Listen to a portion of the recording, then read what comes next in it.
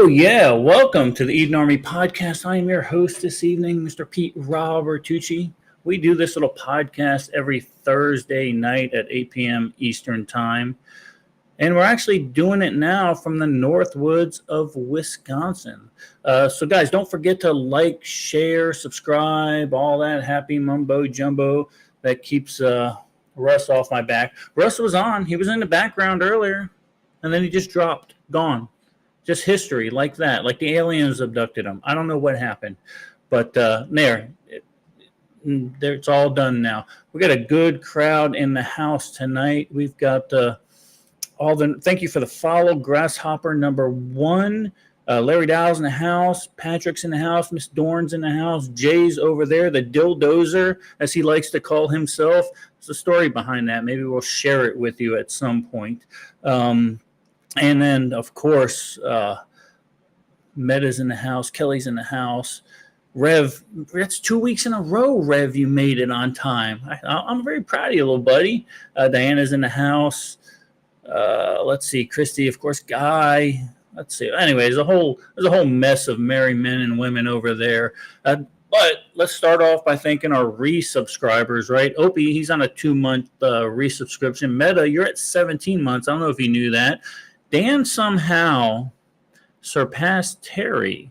Dan's at 20 months, and Terry, somehow you just resubscribed for 19 months. So I don't know how that works. I don't know how the calculation works, but I know you were the OG. You were the original. So he might have paid for extra months in advance just to get that top spot. I don't know. I don't know how it works. But tonight we're going to be talking about Adam Schiff might just actually be in the shit. Right? The Trump and Putin showdown in Alaska. Trump takes over security. And how do the Dems really feel about that? And we've got a hurricane brewing out in the Gulf of America. I said it. I said Gulf of America. That's right. That's what I said. Because guess what? It's been changed. So suck it, liberals. Suck it. So anyway, in the Gulf of America and in the Atlantic. Are you really ready? Are you prepared? We're going to talk about that. We're going to give the forecast for that. I am no meteorologist. I get it. I understand. But I've lived in Florida all my life, and I can tell you to a certain degree where these storms are going to go. And I could say that I don't think – anyway, we're going to talk about that later. I'm not going to jump ahead of the game, right? We're going to slow it down a little bit. But first, I think guys, I think Saturday Night Live might now actually – be going anti-woke.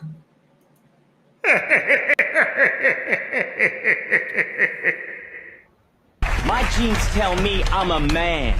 My genes tell me I'm a woman. They tell me I'm relaxed. That I'm skinny? A child. Yo, you don't know me, jeans. I'm not a style. I'm not a size. That's not me. Introducing Levi Woes. Sizeless, style-neutral, gender-non-conforming denim for a generation that defies labels. What's my size? Why don't you try asking me about my accomplishments? Whoa. What colors do they come in? Colors? I'm triggered. This color. Can you label this color? That is the color Greb. They not brown, but they not brown. Let's talk pockets. Pockets sold separately. Yo, who says I have hands? They come in men's and women's. Nah. Do they come in person? That's why Woke's got Unifly.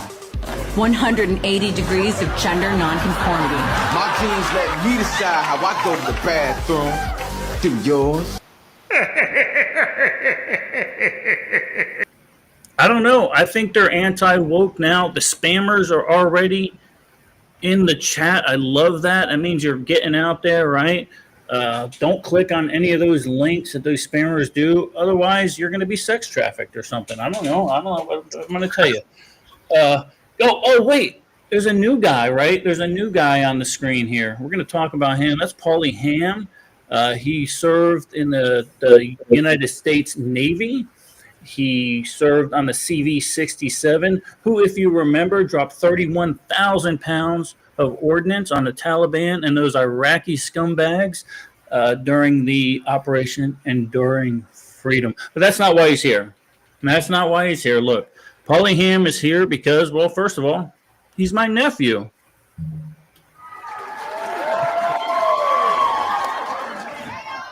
Welcome to the show, Paulie Ham. That explains a Thanks. lot. Thanks for having me on. So we'll get into your stuff after a little bit, but he wants to get into podcasting a little bit. And since his uncle's doing this podcasting thing that's not successful, he says, well, let's learn from the worst so we can only go up from there. That's the way we look at that. So everything else he learns from other people and stuff like that is going to be a step above everything else. So cool stuff. Russ, of course, in the house. Good to see you, Russ. Getting you out from the background, right? That's what we do here in the Eden Army. Get you out from the curtain, right? And bring you up to the front. So welcome. My weekly break behind the curtain.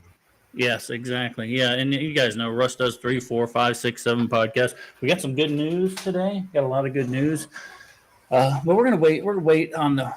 I got a bombshell. I got a bombshell coming out toward the end of the first segment. I don't know if you guys know this, but I got a bombshell coming out. You're only gonna hear it here first. And it's not because I'm special. It's not because the tribe is special. The Eden Army is special. It just honestly, it's just about timing.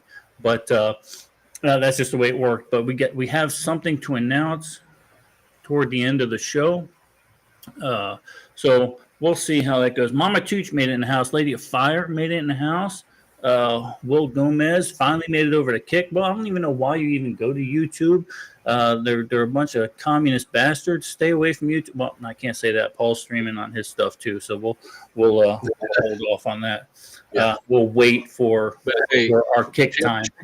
By all means, check in on all the other platforms. Click like and subscribe or whatever, and then come on over to where the cool kids hang out.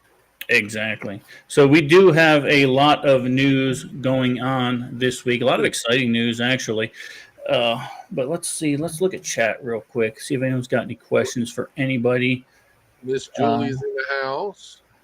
Yeah, Patrick 7. Yeah, start studying for your ham test, Patrick. Patrick, I think you should have. I think we talked. Why is Russ and Pete so red? High blood pressure? I don't know. Poor genetics? What the hell do I know? I have no clue.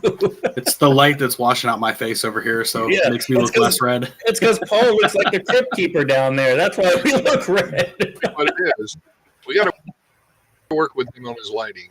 That's one of the things. Oh, this is Grasshopper says she served on the JFK with Paul. He. That's I don't know. That's probably not a good thing. Start studying for your general. Peter Battle Gnome says I'll work on it. I'll put that in my spare time between getting podcasts together and trying to write books. Yeah, you have your choice. You can either get the next book, Birchwood Burning book, or Pete gets his general. He can't handle. Contrary to popular belief, there's not enough for me to go around like that. It's just not. I mean, I know. Now, with that being said, Russ, I'm alone up here in the Northwoods. You are. Teresa and I have been tasked of babysitting you for the next 2 weeks. I already found the eye tag tracker in my truck, so that's not going to work. I got rid of that bitch. Right? You're not gonna be able to do any give Melissa any intel. Right? I've already got that one scrubbed out. Hey, it's Broco, bro. I appreciate that. So look, guys, I'm just hoping to be invited to that party that you and Lala were discussing. We'll see what happens there. That's going to be a show, but there will be some video out for the podcast when that does happen. So let's get to the news real quick, because I'm already 10 minutes into BS. And Russ, Paulie Ham, an FBI whistleblower finally released the transcript from the whistleblower that kind of shows exactly who was behind the Russiagate hoax. And here's the thing about this, Paul, and you're kind of a young guy. This is the biggest, and I've said this weeks, this is the biggest political scandal of my entire lifetime. This Watergate, that's nothing compared to this. This was full-on treason. Well, the DOJ finally released a memo from a whistleblower, and it really puts a target on Adam Schiff's back. Let me run that real quick. The bombshell disclosure by FBI Director Kash Patel just this week, new whistleblower testimony accusing Congressman Adam Schiff, then Congressman, now Senator, of approving a 2017 plan to leak classified information in an effort to damage President Trump's first term.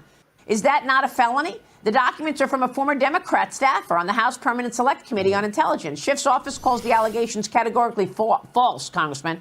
And President Trump is now calling on Attorney General Pam Bondi to investigate Adam Schiff and Hillary Clinton. Watch this. I actually told them, I said, they got this phony investigation going on, Russia, totally phony, created by Adam Schiff, Shifty Schiff, and Hillary Clinton and the whole group of them. And it made it very dangerous for our country because I was unable to really deal with Russia the way we should have been. I'm looking at Pam because I hope something's going to be done about it. It's a good point that he makes. He was not even able to deal with Russia the way he needed to deal with Russia because he was always on defense. I didn't collude. He had to make sure he watched his P's and Q's when talking about Vladimir Putin. That's exactly right. And now that the truth has come to light, I'm glad President Trump pointed at Pam Bondi and said, I hope you do something about it, because the power lies within the Department of Justice now to hold these people accountable. And if they're allowed to get away with this, I'm going to be disappointed. My colleagues on the House Oversight Committee are going to be disappointed. And everybody in America that's watched Fox News and other conservative networks over the past 4 years are going to be disappointed. So I'm optimistic. When you talk about Adam Schiff, not only is this coming to light that he leaked classified data, that he colluded with the media to try to create a false narrative to hurt our President of the United States, to hurt our foreign policy, to influence the elections. But he's also involved in a mortgage scam. So I think that the walls are closing in on Adam Schiff, and I think the Department of Justice has ample evidence now to move forward and hold Adam Schiff accountable for the many crimes that he's committed. There you go. Will he be held accountable? That's the real question. Will he be held accountable for any of these crimes? Probably not, right? Probably some low-level lackey will be held accountable. They have this man dead to rights. And I can tell you right now that the American people, especially the ones that are leaning to the right, even some of the left, are going to want to see some of these people prosecuted. They're going to want it. And I'm going to say it right now. I think this administration in these 4 years, I think it becomes a failure if he doesn't start routing out some of these deep state guys. So, Russ, go with you first. What do you think? I think you're right, man. I think we need to see people walking out, doing the walk of shame in cuffs. I think they're going to be low-hanging fruit, unfortunately. Curious to see what happens if they do try to go after Obama, and or Hillary with them as well. But, the more whistleblowers that come out against it or for this, the more they're going to have to do something like that. I agree, and again, I think it's a failure. Otherwise, Paul, what do you think? No, I agree with both of you. The only thing that's going to happen, it's like you said, some low-level guy is going to eat crap on this, and it's a shame. Once upon a time, treason used to be punishable by death, and I know that if they ever got their hands on Snowden, that's their first move. They're not going to lock him up in a prison. So this all falls in line with that same thing. Like, there's certain punishment that's in line, and that's what should happen. It won't. I agree, with no statute of limitations, right? They're saying a 5-year statute of limitation. Now, Patrick over there in chat saying, they tried to hem up Schiff for some realty stuff, some mortgage fraud stuff like that. Nothing ever happened with them. These guys, when the left talks about elitism, when they talk about an oligarchy and stuff like that, they're talking about themselves. They're talking about what they do, and then they blame other people for it. Look, I know, guys, I know that I'm in an echo chamber here. I get it, right? I know I talk about this week after week, but sooner or later, it's going to stick with not just you. Look, I know you guys over there in chat get it. I know you guys get it. But maybe some window liquor liberal comes across one of my shorts that I put on YouTube, and then maybe that turns the page for him. I don't know. Could happen, maybe not. Let's take a look real quick on that memo. This was released the 6/28 of 23. That means the FBI sat on it, first of all. That means these sons of bitches sat on it, right? It goes on to say, I'm not going to read all of this, but what it goes on to say that Adam Schiff was 100% pushing for this. This particular whistleblower says, I don't think that this is legal. And then they tell the whistleblower guys, they say, don't worry about it. They're never going to know. We're not going to get caught for it.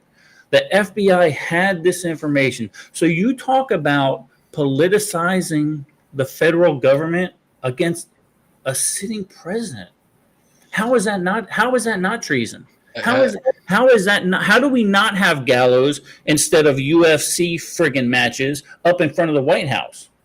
Right? Let's do that. Let's make that happen. Because Paul, you're right. The punishment for treason could be being executed. Could be the death penalty. I don't know. Start hemming these people up, so to speak. No pun intended.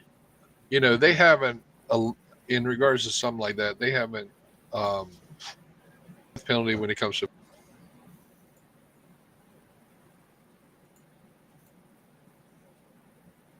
Oh, Russ. Hello, Russ. He looks like he's fell asleep there. This is what happens when you get old and you have to take a poop. That's what you end up looking like. I'm going to see if this. But yeah, you're right. But yeah, good stuff. Let's see. He's got some starred comments here. Russ froze. They said. Well, I'm going to see if this helps a little bit. I cut my video feed. See if that helps a little bit. Okay. Let's see what Patrick says here. If they don't arrest and charge these people, at least they can arrest and charge the media.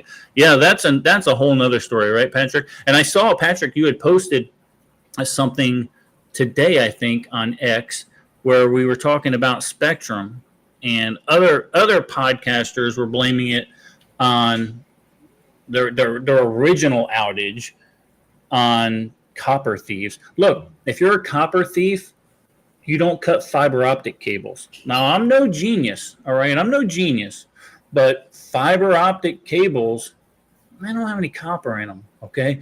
They have glass and little light that goes through the glass tubes. So, yeah, I mean, it's not rocket science.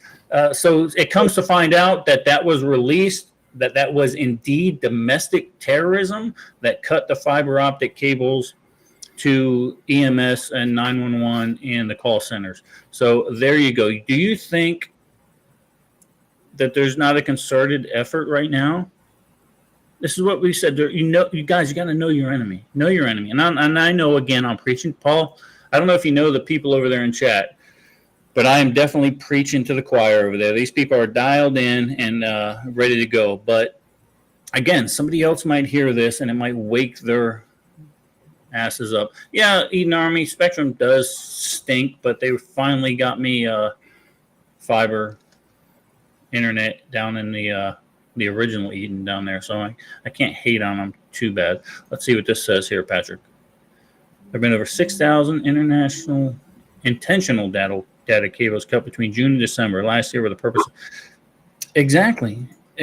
So now change that. Oh, look, I'll give you a playbook. Leftists, I'll give you a playbook. Change that communication to power, and then now you've got the Borrow World Series by Franklin Horton, right, Russ? Absolutely, 100%. Or power to a water treatment plant or to water treatment plants. That's a double threat. Yeah, but a lot of that has redundancy. Go after it. Yeah, look, Franklin wrote the playbook. He wrote the playbook in the Borrowed World Series. He wrote it. He did. So good stuff. So there you go. That's the news when it comes to that kind of stuff. But also, Paulie, did you see? Speaking of Russian collusion, right? Putin and Trump are such good buddies. They're actually going to be meeting tomorrow, I think. Is it tomorrow? In Alaska. Yeah, in Alaska, right? Yeah. That's the safest place Putin felt like he could go, by the way, was Alaska. That's why they flew him in there. He told Trump, he goes, if I fly anywhere else, I'm afraid my aircraft will be shot out of the sky. Yeah. So, yeah, we're going to talk about that, Sandra. We're going to talk about this here in a little bit. But yes, so anyway, Russia, the Russian President Vladimir Putin and Donald Trump will be meeting tomorrow. It's a big showdown, right? It's a big showdown in Alaska. They're expected to talk about ending the war in the Ukraine, and some are speculating they're also going to be talking about a nuclear treaty on top of that. President Zelensky, the Ukrainian president, isn't so happy about this. He wasn't invited to attend, right? Look, for the most part, Trump doesn't like Zelensky. Wear a suit to the White House, all right? All right? And then Putin obviously doesn't like Zelensky. So, he wasn't invited to attend. But what I found interesting is once the meetup was announced, Zelensky met with members of the EU, and I would have loved to be on the fly on the wall for that meeting. What's their plan? What because they know where this is all leading. This is leading to the Ukraine having to give up territory. The Donbass region is going to go to Russia. Russia owns 20% of that country right now. They're occupying 20% of that country. And some would say that those regions belong to Russia anyway, Paul. Some would say that some of them belong to Russia. Vladimir Putin certainly thinks they belong to Russia. So I think there's too much focus on why is he doing this when he's essentially preventing, Trump's out here trying to just prevent more bloodshed. He's doing, that's all it is. What he needs to do. That's all it is. And the people that are mad about this are the deep state warmongers. They're mad about. They don't want peace. Ukrainians been their piggy bank for a long time. That's where they've been. That's where they've been funneling their money for a very long time. So let's run that clip real quick while Russ gets his stuff squared away. Stakes summit officially set to take place next week between President Trump and Russia's President Vladimir Putin. President Trump last night announcing that the meeting will take place on Friday in Alaska. But Ukraine's President Volodymyr Zelensky is already pushing back about the president suggesting that Ukraine will have to give up land. NBC's Vaughn Hilliard is at the White House with the latest on that. Vaughn, good morning. Hey, good morning, Peter. This will be the first meeting between Presidents Trump and Putin since Russia invaded Ukraine 3.5 years ago, and it's scheduled for Friday in Alaska, marking the first time Putin will be in the USA in 10 years. It's worth noting President Trump had given Putin a deadline to enter into a ceasefire and effectively end its war, but that deadline passed yesterday, and there were no apparent consequences overnight. Instead, there is now a one-on-one meeting on the books on American soil. Just yesterday afternoon at the White House, President Trump openly suggested that Ukraine and Russia may have to agree to, quote, some swapping of territories, which many see as a victory for the Russians. Now, Ukrainian President Volodymyr Zelensky at this point is not a part of the meeting, and Putin, for his part, has said he would not meet with Zelensky. But the Ukrainian president weighing in just this morning saying Ukrainians will not give any land to the, quote, occupiers, and the decisions made without Ukraine at the table will achieve nothing. Peter? Well, there you go. Look, you don't have to turn over land. They already took it. They own 20% of your country. So now what they're doing is they know that Trump and Putin are going to propose that they give up the Donbass region and they just let it eat. But Ukraine's not. Zelensky doesn't want that to happen. And he's trying to find backing from the EU. If you want to know where World War III is going to start, it's the actions that the EU takes right now with Ukraine. This is where World War III could potentially start. Forget the Middle East. That's all bullshit, right? This is where it could pop off. What do you say, Russ? I agree with you. It's gonna pop off over in Europe. I think it may start. There's a lot of stuff going on in Great Britain and in the UK that is troubling.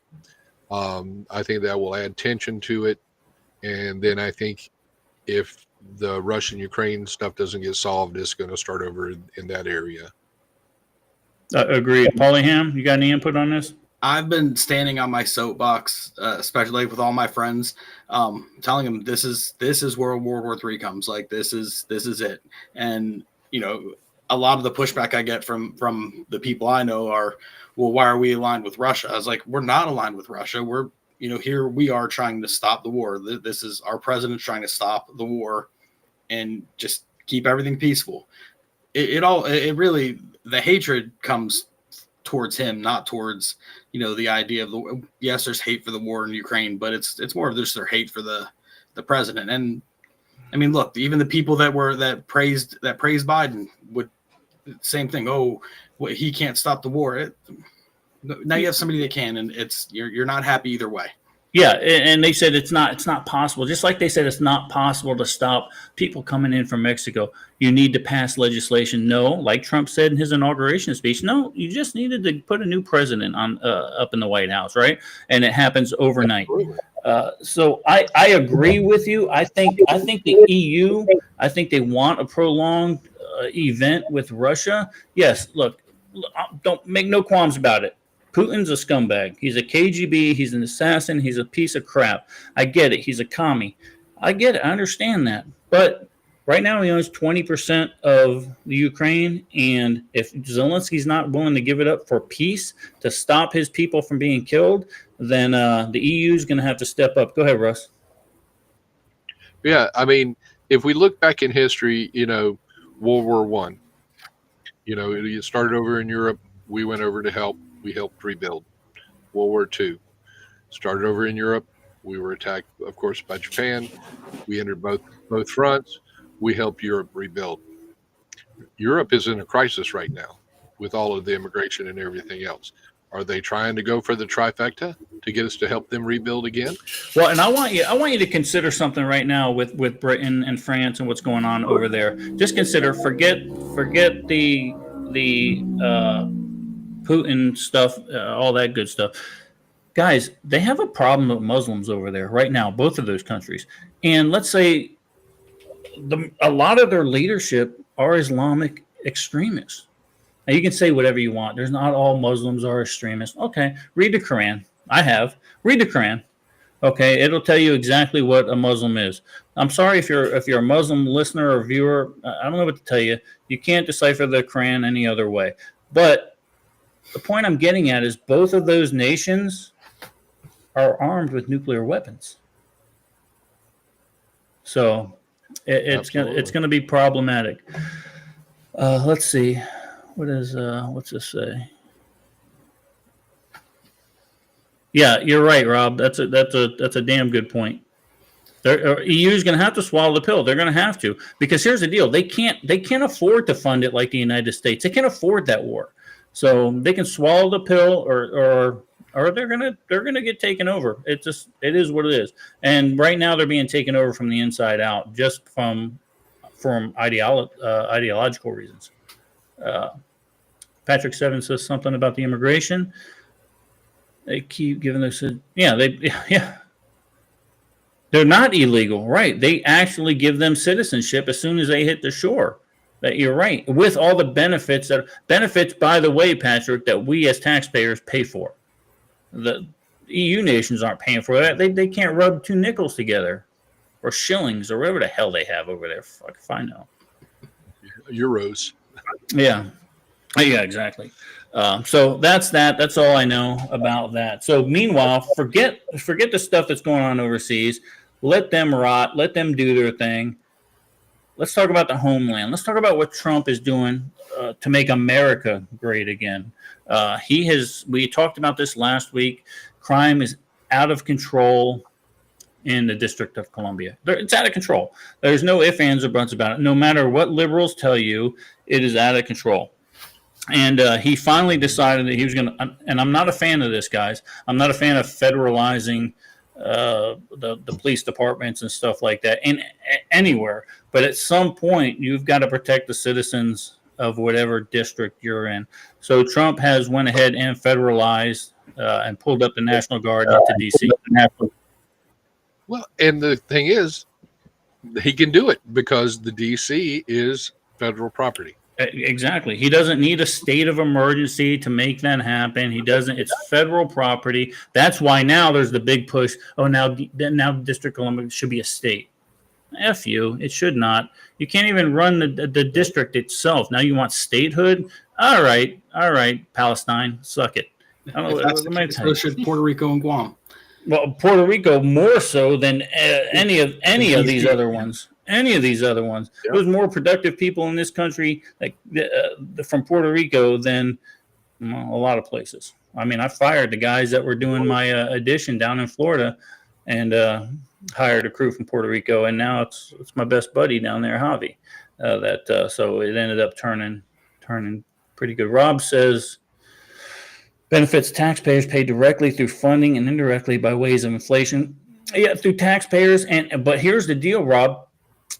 A lot of these NGOs were the ones funding that, and they've got their piggy bank, their purse straps cut from them as soon as Trump took office. So let's see. Patrick always has good stuff. Patrick's a smarty pants. Let's see what Patrick has to say here.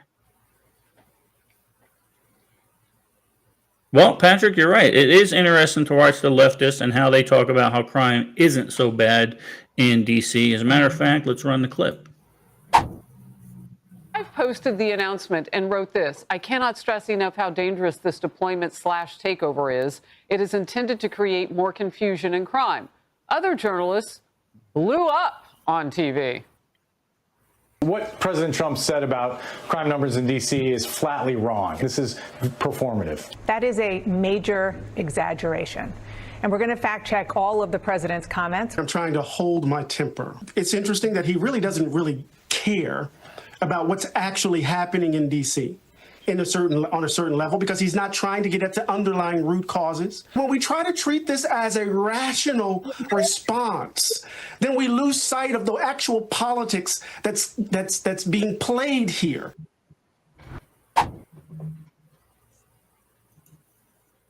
There you go. So that's the liberal take on that. And that guy's that black gentleman there, I don't know who his name was, but he was about to get angry. He was about to write a harshly worded letter to the president of the United States, and he was going to throw down the gauntlet. Now, Bafangul, listen to me. Do something, and if you're not going to do something, then step aside. If rectify it with a plan, okay? If not, this president is going to do it, and you're not going to like the way he does it. Russ, go. Yeah, well, and their plan was, all their plan has been thus far is, well, we're going to pad the numbers so it looks like crime is dropping.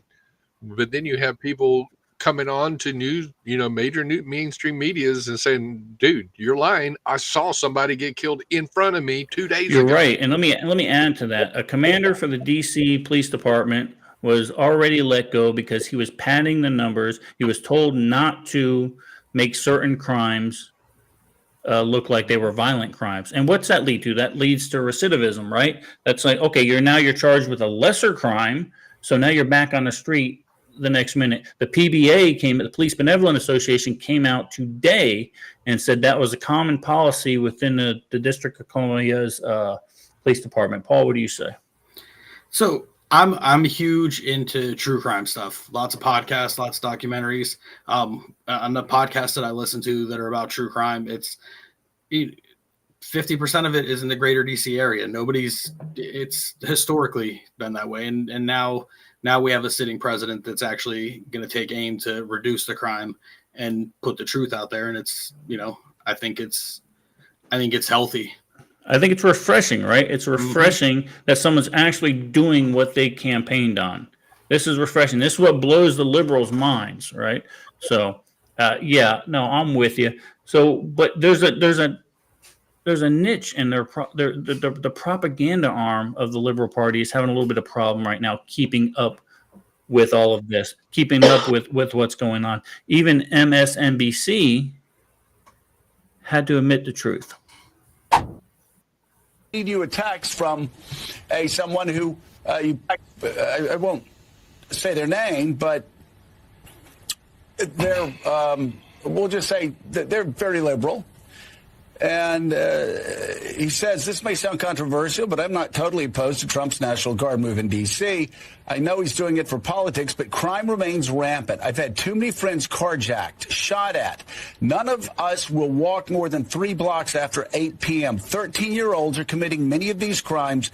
Quite a change from a decade ago when things were much calmer. Well, that actually sounds like the D.C. that I lived in when I lived a block behind the Supreme Court.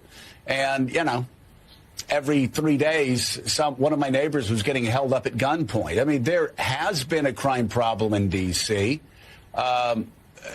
At the same time, obviously, a lot of concerns. Will this look like June of 2020?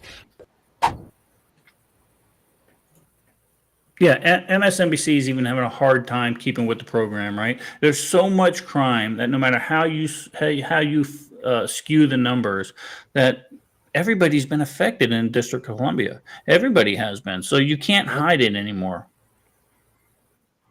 And what's so funny about that clip, he said this person is a very left-leaning person, but he refused to give the name like any other journalist would, as long as they didn't ask for, remain confidential, because they know that person holds sway on other lefties, and it will then affect the narrative. Correct. Diana says, I like what Trump said about DC basically being the first thing that foreign.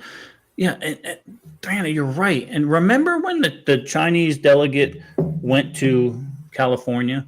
The first thing they did, remember what the first thing Gavin Newsom did? He cleaned up all the homeless people on the route that the Xi Jinping was coming down, right? Wiped it clean. Okay, that's what they do. But what Trump is doing is that's not just a facade, right? Trump is actually putting something on to make the American people safer. I don't know.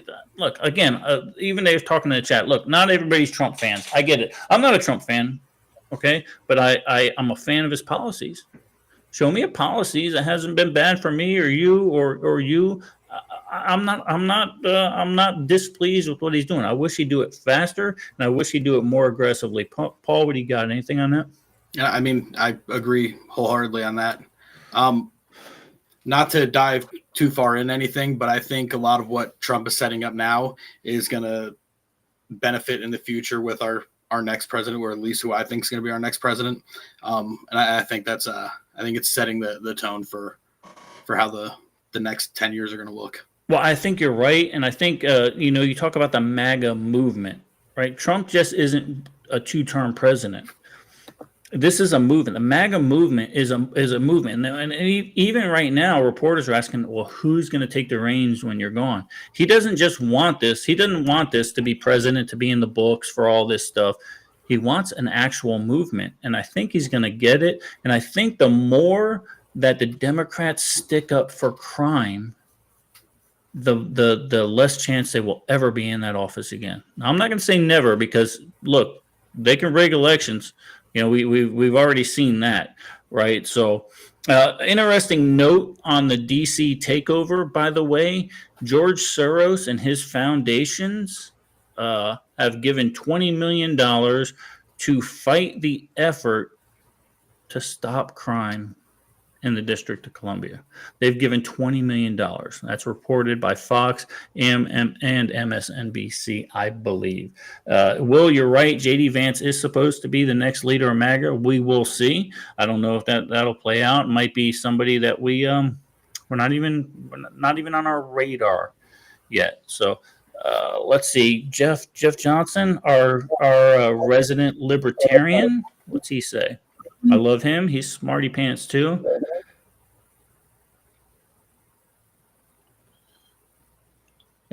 Well, the libertarian says he does not have the authority to do what he did. Well, certainly then there will be plenty of court cases and plenty of liberal judges that will immediately tell but it's funny. Here's what's funny to me, Jeff, on that comment. And I talked to Melissa about this. They blame Trump for not bringing in the National Guard in a timely manner on J6. Liberals blamed him. You got to bring in the National Guard. You got to stop this insurrection. Now they're saying Trump doesn't have the authority to do it. Make up your mind. Is it Trump's authority or not? And I'm not talking about you, Jeff. I understand where you're coming from. I'm talking about a liberal standpoint. Does he have the authority to do it, or does he not? You can't have both sides of the coin. We're not doing that. They say bring in the National Guard to stop this crime that's happening here. Don't bring in the National Guard to stop all the other crime. Right. Yeah. Right. Because I mean, and we're just, this is, of course, they're saying it was Nancy Pelosi is saying that they asked. One person asking is not Congress asking. Yeah. It doesn't work that way. I'm pretty sure it needs a 2/3 vote. Yeah, all I know right now is the National Guard is on the streets, and they've already made in the first night 50 arrests and taken 19 illegal aliens off the street. That's what I know. So you can like that, you can dislike that, you can say it's legal, it's not legal. What I can't say is Rudy Giuliani did the stop and frisk thing in New York City, and he proportionally dropped crime in New York City, made it one of the safest large cities in the country. Go ahead, Russ. Speaking of illegal aliens being arrested, did you see that during Newsom's press conference that he was talking about going out and doing a whole gerrymandering in California to get all those extra seats, so they could counterbalance what's going on in Texas? ICE agents, just by happenstance, arrested half a dozen or better illegal aliens right outside the press conference. I found that awesome. Diana, I don't know. I haven't heard anything on that. Taxes on Social Security, that would have had to be part of the big, beautiful bill. I haven't heard anything on that, and I've read the bill. I'm not sure that was in there. This is what you say, Jeff. I understand, and just do it and do it right. I get it. But remember, and this is where I was very critical about Trump when it came to his first, it was the bump stock ban, I think, right? He said, no, just take them away from people. No, that's in violation of the Second Amendment. You can't do that, right? So maybe this falls in the same category type of deal. I don't know. I'm not a scholar when it comes to that kind of stuff, right? But who knows? But it is having an effect, right? There are things that just the very act of sending in the National Guard are affecting other parts of the country. Just like some of the tariff acts he put in place are affecting the entire world, bringing them to the table to negotiate. What we're also seeing, guys, is we're seeing other states saying, look, we need a little bit of help here. Well, developing now out of Santa Fe, Governor Michelle Lujan Grisham has declared a state of emergency in Rio Arriba County because of crime. That includes Espanola and pueblos in the area. This order will authorize up to $750,000 in emergency funding from the Department of Homeland Security. That money will be used to coordinate response efforts. The governor's office says Rio Arriba County has the highest number of overdose deaths in the state, and 911 calls have more than doubled in the past 2 years. In a statement, Governor Lujan Grisham said, when our local leaders called for help to protect their communities, we responded immediately with decisive action. And her office is making every resource available to help that area. I agree with you, Mr. Rob, 100%. He goes on to say now it's all of a sudden a big deal when like I had mentioned with New Scum cleaning up L.A. Let's see what else. There was something else that caught my eye, guys. So anyway, who cares? Anyway, what we're seeing is a systemic effect now. So now New Mexico is now saying that now, look, I have a state of emergency. Look, these are our crime rates. Send in the feds, send in DHS, send in, more importantly, the funds that go along with that, right? So the Trump effect is happening. I don't know what to tell you, but just that very act, if it gets overturned by what Trump's doing in D.C., if it gets overturned, doesn't matter. It's already starting to make the country a better place. What do you think, Russ? Absolutely. I mean, I lived in New Mexico for 4 years, and the crime was getting bad then. That was back in early 2000s. And they needed to do something. And, New Mexico, they had, they did gun buybacks. It was negligible in regards to the difference between violent crimes and stuff like that. The only thing that they saw a drop in was suicide rates. But like you and I talked offline, gun buyback programs historically have no impact on criminal behavior because it doesn't take the guns out of the bad guys' hands. Yeah, 100%. The bad guys aren't going to give their guns up. So, Paul, quick question. Do you think President Trump had the authority to do that? And do you feel like it'll be overturned by some leftist district court judge? Okay, so I'm not trying to tiptoe around this. what was his name? Jeff? Is that his name? Yeah, Jeff. Jeff's a good guy. He's a friend of the tribe. Yeah, he made the point that that it requires Congress to approve that. Sometimes actions need to be taken, and he can deal with the repercussions later. I think it's obviously gonna help. I just it will probably get overturned though. Yeah, I think so. But Jeff, the question I have: at what point does the ineptness of Congress and the ineptness of local authorities, at what point does that have to say, look, we have a systemic problem right now that needs to be addressed? When is that point? We can, and I know we're a land governed by laws. I get that. I understand that, and I don't want to go down that rabbit hole because there's a lot of laws I don't want to see turned around. Right? There's a lot of. But at what point do you start to see American citizens killed, murdered, raped, this, that, the other thing, before you realize that you have an inept Congress and we have an inept political system in the United States? At what point? Now, I'm not saying that we should change the constitutional republic for anything, but at some point we need to hold these inept Congress people to task and put their feet to the fire and say, look, you do something or I'm going to be forced to do something. I don't know the answer to that, Jeff. You're a smarter guy than I am. Maybe we can talk offline and you can bring me to your side of the aisle. If that conversation happens, I would love to be a part of that because I would love to pick Jeff's brain on these matters. Yeah, Jeff's smart as far as it comes to constitutional law and all that. He does a podcast. Or he was doing a podcast, not sure if he does, but it bases itself around constitutional law and stuff like that. Good podcast. But I was on it one time, and I can tell you right now, I was the crayon eater in the corner. I was the dumbest guy in the room. If hands or butts about it, I'm like, oh, I wrote a book. That's where I was at. But he's a good guy. I like him. Russ, let me get rid of that. This is the time of year, Russ. This is the time of year when we now practice what we preach, right? Especially when it comes to hurricane season and stuff like that. And we've got something brewing over there in the Atlantic. Also, another small system going on in the Gulf of America. I do not think that this particular hurricane is going to impact the coastline of the United States directly. But the question bears the tribe, Eden Army. All right. The question bears to ask, are you ready if it did? What are you doing? How are you prepared? We're going to forego the prep of the week, and you're going to tell me if you're ready for a direct strike of a hurricane.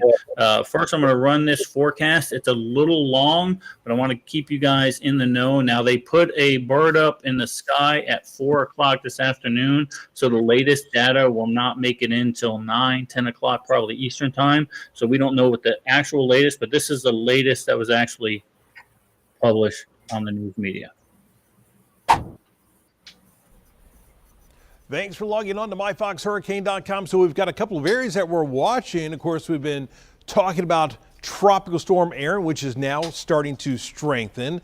We also have another area down across the Bay of Campeche, southwestern Gulf. That has now been designated as Invest 98. We'll talk about that one. Let me pause this real quick. This guy looks like he stole the ring on Lord of the Rings. Carry on. In just a minute, but let's talk about Tropical Storm Aaron, because winds are now up to 60 miles an hour. It's moving into an area with low wind shear. Water temperatures are starting to warm up. It's moving through those 80s and eventually into the mid and upper 80s. So bottom line is, conditions are becoming more conducive for this storm. It's moving away from that Saharan dust. You can see some of that in the wake of this storm. So it is expected to continue to strengthen over the next 24 hours. This is expected to become a hurricane and continue to intensify, could rapidly intensify and become a major hurricane as we go through the next couple of days. And then that big question will be, exactly where does that turn happen with this system? So hurricane hunters, they begin their flights into this storm at 4 o'clock this afternoon. Once we start to get some of this information, we start to push this into those computer models, that is going to really help to nail down and fine tune that forecast, which is always something that we need, especially when we're talking about a turning storm and exactly how this turn happens, how quickly or how slowly. That's going to really determine a lot of factors in the coming days. So here's that close-up visible satellite loop, and compared to a couple of days ago where that dry air was still really affecting this system, it is really starting to get its act together. That central dense overcast storms are really starting to wrap right around the center. Fast forward this a little bit. I'm going to show you the path because otherwise we're going to be here all friggin' night. This guy talks like a meteorologist does. So this is let me get rid of this real quick. Bloop. Look, it's going to go north. All right. There's a high pressure system off to the right that's starting to give way off to the east. There's another one coming off the Florida coast, kind of going from west to east. It's going to ride the funnel right between them. What happens after that, who knows? But be prepared. All right. Use this as an opportunity, a near miss, if you will, right? A shot to the right earlobe, if you will. Let's use this as an opportunity to make sure our preparedness is in order and what you do and what you feel like you might be lacking. Look, some of the things, guys, that you need to consider. Look, I'm not even worried about the people in chat. I'm talking about other people that are watching this, right? Water. 3 to 7 days worth. That means a gallon per person per day, right? If you've lived in Florida, you know this stuff. Food, get that Spam, get those little tiny weenies like Guy has, and make sure you got 7 days worth of food, canned goods, protein bars, stuff like that. Medications, first aid kits, right? Flashlights, radios, that NOAA radio, the crank up radio is one I like, but also how do you communicate with your neighbors should something happen? So we're getting that ham stuff, the FRS stuff. Everybody in our 40-acre little compound down in Florida has an FRS radio. And also we open up the Eden Army Zillow group, right? Whenever something like this happens, so we can keep tabs on each other as long as we have the cell towers up. Oh, what else? They talk about personal items, clothing. Yeah, it's all knuckleheaded stuff. Multi-tools, duct tape, blah, blah, blah. Cash is king, right? We saw this in North Carolina when they had the floods there. Look, the ATMs aren't working. You better have cash on hand. The credit card swiping machines, they're not working. You better have cash on hand. Put some cash aside. Get them in your bug out bags. Do your things. And Russ, there was an important thing. I'm gonna talk about the thing that you had talked about, and then Paul, I want you to tell a story about you in New Orleans. Go, Russ. Well, working with Stephanie Johnson over there with Rebuilding Hollers on her podcast, I've been listening week after week on these stories of these folks that survived Hurricane Helene and their efforts to rebuild. A couple of key items: generational land. Okay. If you happen to be living on generational land, say for instance, Pete, you're living on land that was owned by your father, but then the land is still deeded to him, you are not eligible for FEMA because your house is not on your deeded property. Good information. Okay. People have issues with that. And the biggest other thing, and I put this over on the the Central North Carolina Preparedness Group, that Roy and Julie and them run, have an exit strategy. Multiple routes, multiple locations to get you out of the line of fire. If they tell you to evacuate, carry your ass and get out of there. Don't be a hero. Yeah, when they tell you to get out, chances are you probably need to get out, right, Paul? You ran into a little problem like that when you were over there in New Orleans. Hey, I was down in New Orleans for Hurricane Ida, and if anybody's not familiar with Ida, it was the first Cat 5 to make landfall in New Orleans since Katrina. Everything we saw in the news beforehand said it was coming as a Cat 3. I was down on your compound when it was just 10 acres, and we sat through 2s and 3s before. They're nothing. It was getting closer and closer. I was working for an airline. They said, we're going to evacuate everybody that works for the airline. We just need 3 people to stay behind and get the planes out of here. So, me trying to be a hero, was like, okay, I'll stay. We'll get these planes out, and then I'll figure out what I'm going to do. I was in the process of transferring down there, and I was going to ride out a Cat 5 in an Airbnb. At the last minute, I made the decision to load up on water. Honestly, water, potato chips, and Slim Jims is what I took from the airport and threw in my car. And I drove. It took me 12 hours to get from New Orleans to the state line in Florida. Gas was already like $12 a gallon. But when I came back to New Orleans after they opened everything back up, the Airbnb I was staying at was demolished. It was gone.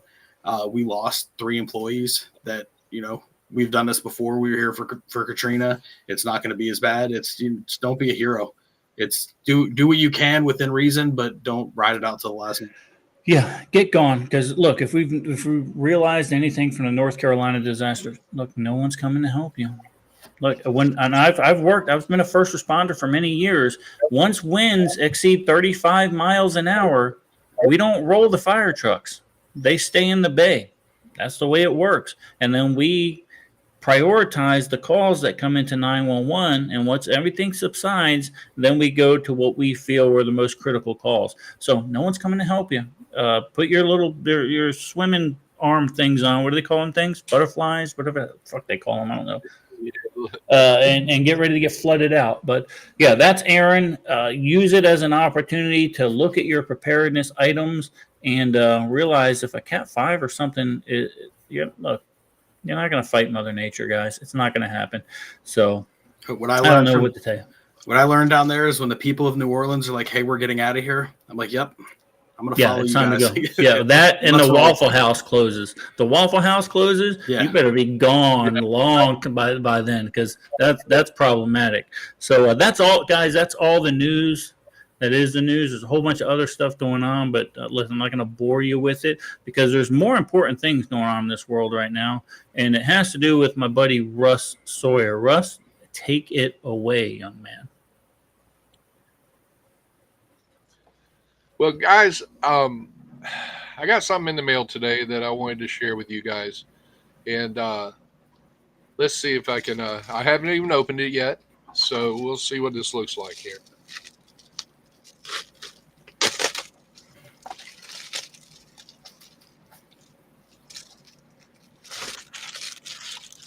Hopefully everybody will be able to see this.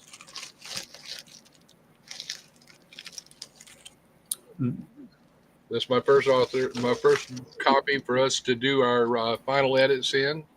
It will be available hopefully sometime this fall. We're still working through the edit process, but this is wow. This makes it real, guys. Russ, flick through the pages. Do the flick through the pages thing. Do the yeah. Of course he freezes. Of course I freeze. Of course I freeze. All right, so congratulations, Russ. Get the final edits done. Again, that is going to be coming out fall, hopefully before Fallout. That'd be cool. Yeah. But keep. Hopefully, we do have. Go ahead. I want to pop over to the other things so they can get a little better look at the thing, the front page, the cover. Yeah. That's the word I was looking for. See, I'm new at this shit. But that barn that you see there, guys, that was my grandfather's barn. I grew up playing in that barn. So we found a picture of it and we got it put on to the cover. DJ Cooper has done my artwork, and I think it just turned out just absolutely phenomenal. Teresa and I are really excited about this. And all right, guys, so keep your eyes open for the Hanging Creek Chronicles Book 1, The Shadow of Martial Law series. Now, notice that does say Book 1. That means there may be other books coming. Who knows? We'll see. Everybody's got one in them. I think Russ might have multiple books in them. We're going to take a look. I agree, Julie. That is a perfect cover. Everyone's congratulating you. What's your book about, Russ? Meta? You're going to have to buy it and find out, but I'm guessing something post-apocalyptic. That would be my guess. Yeah, that's a good Very guess. good. That's a good Guys, yes, we are going to have kick time, and that's going to happen right now. As a matter of fact, we're going to suspend some stuff. We're going to go to a quick intermission. I'm going to refill my drink. Imagine that. And we are going to go over to kick. So don't go anywhere. We're not done yet. The best of the show is yet to come.